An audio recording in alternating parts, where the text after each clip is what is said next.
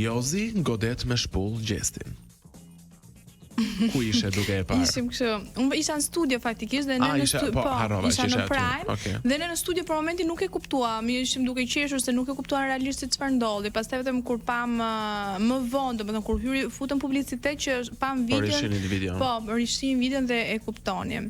Është e paprecedent, është edhe momenti se si ndodhi dhe ngjarja. Unë mendoj që jam nga ato personazhe që kanë vënë fytyrën time dhe jam ballafaquar dhe me shumë urrëtie kur kam dalë kundra dhunës.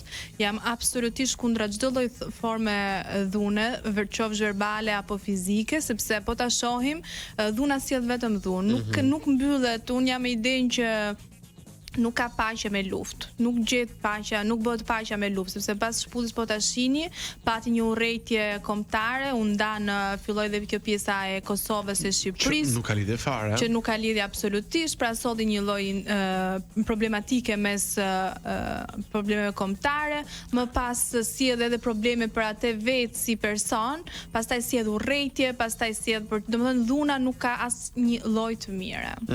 Sigurisht nga kjo nuk duhet edhe justifikuar shumë veprime. Unë kam qenë kundra që nuk është ndaluar dhe janë tejkaluar apo janë komentuar me pak lehtësi shumë veprime të Gjestit, sepse ka pasur shumë veprime që kanë sjell. Mendoj që nuk ishte diçka momentane, se Jozi nuk është tip impulsiv.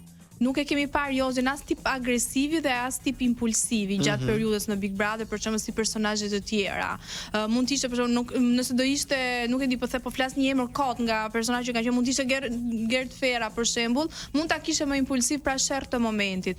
Mendoj që ai ka qenë reagimi final i disa eventeve të mbledhura së bashku, sepse kemi pasur edhe shumë gjëra që Jozi ka duruar gjatë periudhës që ka qenë brenda me Gjestin. Po, edhe dëmtim, për shembull dëmtimi i syze, syzet kushtojnë, minimumi 200 euro duhet kush i pagun këto syze, domethënë ti realisht më bën mua një dëm. Mos flasim pastaj për dëmin akoma më moral që ishte hedhja kryqi, që ishte poshtrim.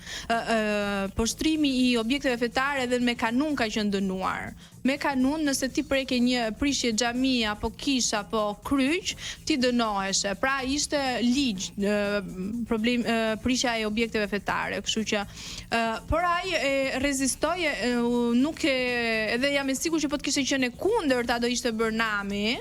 Nëse Jozi do kishte dëmtuar Gjestin, do ishte Bërnami, por ai dhe në Prime tha nuk doja ta bëja të madhe. Pra nuk kemi përballë një person impulsiv, agresiv, pavarësisht ofendimeve që Jozi ka bërë apo karakteri apo gjuhës së ashpër që ka, prap ai nuk është person agresiv. Domethënë mund ta thojë më shumë për të provokuar atë fjalën e rënd,